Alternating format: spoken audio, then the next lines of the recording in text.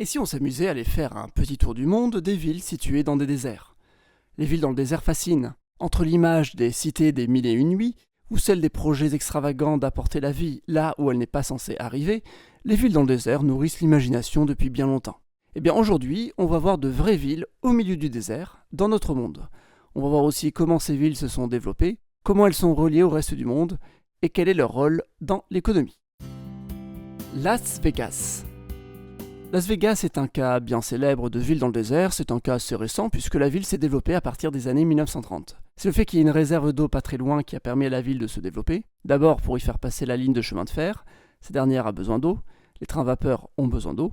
Ensuite c'est la construction du barrage Hoover pour alimenter Los Angeles qui a permis à la ville d'être un quartier général des travaux. Puis à partir des années 40, c'est la libre législation des casinos qui ont permis à la ville de devenir une destination phare. Très bon climat, proximité avec Los Angeles, jeux d'argent ont permis à la ville d'être une destination touristique. Aujourd'hui, Las Vegas compte 2 millions d'habitants. C'est une ville extravagante, il n'y a aucune zone agricole autour, mais la ville est toujours bien étendue, avec des quartiers pavillonnaires où chacun a son jardin, avec pelouse et sa piscine. On trouve aussi de grands terrains de golf verdoyants grâce à une utilisation excessive de l'eau. Et pendant ce temps, le lac à côté diminue au fil des années. En plus des casinos, Las Vegas est une ville hôtelière et une capitale des centres de congrès pour les États-Unis. Son aéroport est très populaire et dessert tout le pays avec des vols pas très chers. Phoenix. Phoenix est la plus grande ville dans le désert des États-Unis. Son agglomération est de presque 5 millions de personnes. Cette ville, par son histoire, est assez similaire à Tucson ou Albuquerque. C'est une ville qui a vu sa population augmenter durant la deuxième moitié du XXe siècle pour attirer des gens qui voulaient vivre au soleil. En 1900, Phoenix n'était qu'une toute petite ville de 5 000 habitants. Dans les années 1930, elle atteint les 50 000 habitants, puis en 1950, elle est à 100 000 habitants. Bref, en un demi-siècle, la ville attire 100 000 personnes. Ensuite, dans les années 1950, la population explose. Elle explose car la ville attire toujours plus de gens. Et pourquoi donc? Eh bien grâce à une invention, le climatiseur, qui se démocratise dans les années 50, d'abord dans les bureaux, puis dans les maisons, puis même dans les voitures. Dans les années 60, à Phoenix, beaucoup avaient déjà la clim dans leur auto. Aujourd'hui, Phoenix est considérée comme la ville la plus chaude des États-Unis. Elle s'est développée dans les années 60, une époque où l'écologie n'était pas une préoccupation. Aujourd'hui, elle en paye les frais, vu qu'elle n'est pas du tout adaptée pour les canicules, et comme la ville pollue énormément, avec les très nombreux climatiseurs et la grosse circulation d'automobiles, la ville est un îlot de chaleur. Et comme il fait toujours plus chaud, on utilise plus souvent le climatiseur et on se déplace presque toujours en voiture, car être un piéton dans les rues de Phoenix, c'est presque dangereux, vu la chaleur du béton et le peu d'ombre. Ah, et bien sûr, un grand classique, mais la plupart des maisons individuelles ont chacune leur piscine, sinon ce n'est pas drôle. Ica. Ica est une ville au Pérou, située dans le désert côtier péruvien. Un désert qui borde la mer. Mais la ville est plutôt vers l'intérieur. Elle compte environ 450 000 habitants. Elle a été fondée pendant la colonisation espagnole entre le XVIe et le XVIIe siècle. La ville a été fondée comme ville agricole, car c'est un des meilleurs endroits pour l'agriculture dans ce coin du désert, vu qu'on y trouve un petit fleuve. Aujourd'hui, la ville est une destination touristique grâce à son aspect désertique. Pas très loin, on trouve l'oasis de Huacachina. San Pedro de Atacama.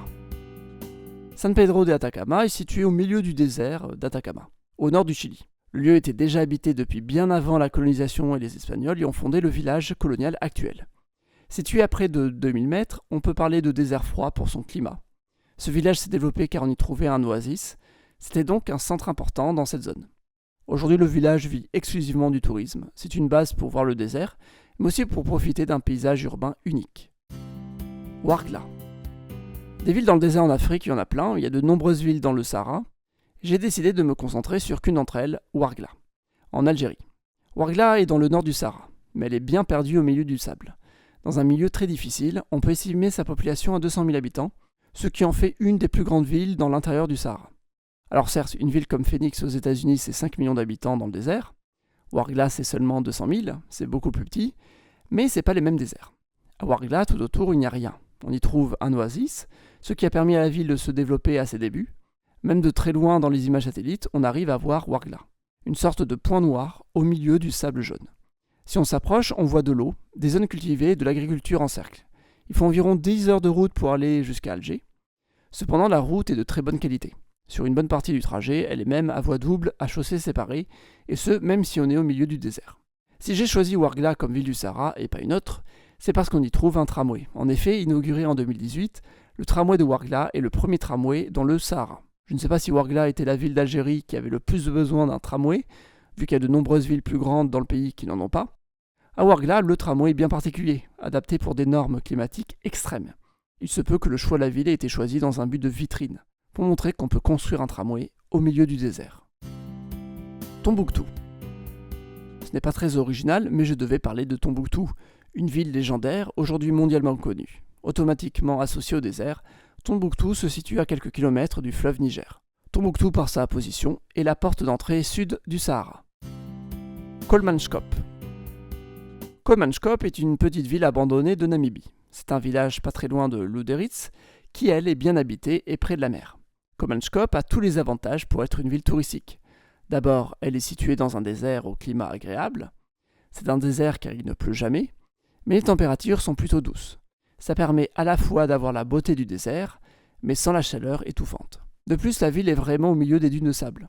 Dans les déserts, les dunes de sable, c'est souvent rare en réalité. On a plutôt des sols rocheux. Et à cela s'ajoute le fait que cette ville a une architecture coloniale allemande.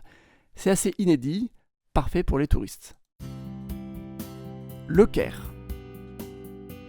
Le Caire n'est pas vraiment une ville dans le désert. La ville est située sur un fleuve, le Nil, qui lui-même traverse un désert. Aujourd'hui, l'agglomération du Caire s'étend au-delà de la zone végétalisée par le fleuve. Une grande partie est donc dans le désert. C'est d'ailleurs plus pratique de construire les habitations dans le désert, puisqu'il vaut mieux laisser les zones vertes à l'agriculture. Vu qu'une grande partie de sa population est située dans des zones désertiques, on a une des plus grosses agglomérations dans un désert. L'agglomération compte plus de 20 millions d'habitants, mais je ne saurais pas dire combien d'entre eux vivent dans les surfaces désertiques. Riyad. Je pense que Riyad est la plus grande ville du monde à être entièrement dans un désert. On le voit dans les images satellites, la ville est vraiment au milieu du désert. Il n'y a rien de rien à part un tout petit cours d'eau et quelques oasis. La ville s'est développée justement parce qu'il y avait quelques oasis. C'est donc une étape importante lors de la traversée du désert d'Arabie. La famille royale Al Saoud est originaire de cette oasis. Elle a ensuite conquis d'autres territoires pour former l'actuelle Arabie Saoudite. Riyad est restée la capitale. La température y est plus élevée qu'à Phoenix et il y pleut moins souvent. L'eau vient des oasis, de l'eau souterraine et surtout de l'eau désalinisée de la mer du Golfe. L'agglomération compte 6 millions d'habitants.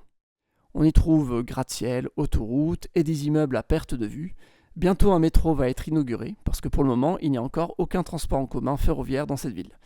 Ouargla avec son tramway est plus avancé que Riyad au moment où je fais cette vidéo. De manière générale, l'Arabie Saoudite maîtrise bien son désert. On trouve des petites villes un peu partout pour gérer ce grand territoire. On trouve des initiatives similaires dans d'autres pays. Dimona. Israël a aussi ses petites villes dans le désert. Ce pays est spécialiste du développement de colonies, et même le désert a été concerné. Dimona fait partie du grand projet israélien des villes de développement, c'est-à-dire des villes construites à partir de rien, dans des endroits peu peuplés qu'il fallait peupler, le plus souvent pour maîtriser le territoire. Le sud du pays est composé du désert de Negev, c'est une zone très peu peuplée. Aujourd'hui, Dimona compte plus de 30 000 habitants. Elle a été créée en 1953 pour accueillir des migrants juifs originaires d'Afrique du Nord. Quand c'était les populations migrantes les plus pauvres, elles n'avaient pas les moyens d'aller vivre dans les terres fertiles. C'est surtout dans les années 90, grâce à l'immigration des juifs du RSS, que la ville s'est développée. Pas très loin de la ville, on trouve la centrale nucléaire de Dimona. Officiellement site civil, on soupçonne ce site d'être à l'origine d'un programme d'armes nucléaires. C'est l'ancien employé de la centrale, Vanunu, qui avertit de la présence du site aux médias britanniques. Il a été enlevé par les services secrets israéliens pour l'envoyer en prison. Al Ain. Al Ain est la troisième agglomération des Émirats arabes unis avec 700 000 habitants. Contrairement à Dubaï et Abu Dhabi, cette ville est loin de la mer. Dans les Émirats arabes unis, d'autres petites villes ont poussé au milieu du désert dans différents endroits, prouvant le contrôle du territoire. On voit bien dans les images satellites la ceinture d'oasis de Liwa, avant tout destinée aux touristes. Jaisalmer. Allez, maintenant, on va dans le désert du Thar, le désert le plus densément peuplé du monde. C'est le désert du monde Indien, à cheval entre le Pakistan et l'Inde.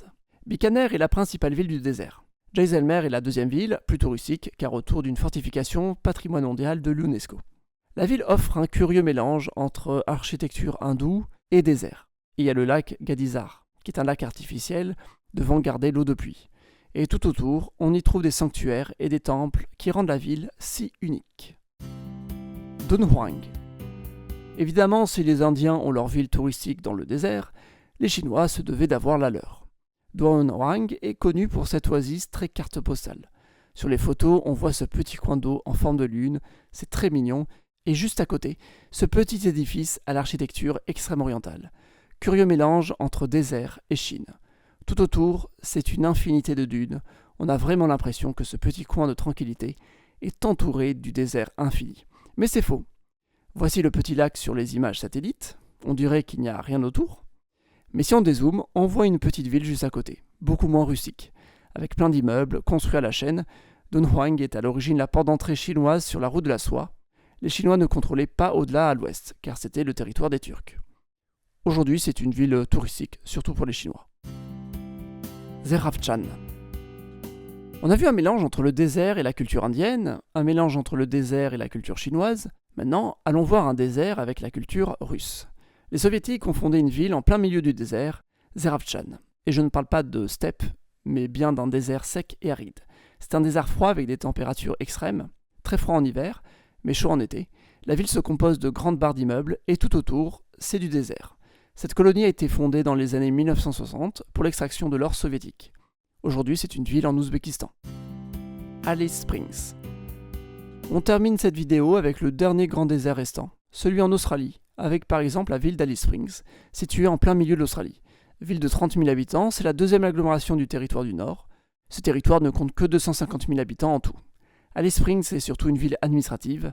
Elle est là pour gérer l'intérieur des terres du territoire du Nord. C'est aussi une étape pour aller voir Uluru, le célèbre Gros Rocher, même s'il faut tout de même presque 5 heures de route entre Alice Springs et Uluru. D'ailleurs, pas très loin d'Uluru, on trouve le village touristique de Yulara, avec hôtel, piscine, jardin et terrain de golf. Après, le paysage autour ressemble plutôt à de la brousse ou de la savane. Et bien voilà, c'était un petit tour de quelques villes dans le désert. Elles sont nombreuses, rarement là par hasard. Souvent car c'est le seul lieu fréquentable d'une grande zone habitée ou parce qu'on y trouve une ressource rare, qui vaut la peine d'être récupérée. Aujourd'hui, certaines villes sont devenues des destinations touristiques ou des centres administratifs pour de grandes zones. Merci d'avoir regardé la vidéo jusqu'au bout. Si elle vous a plu, mettez un pouce bleu, abonnez-vous et à la prochaine.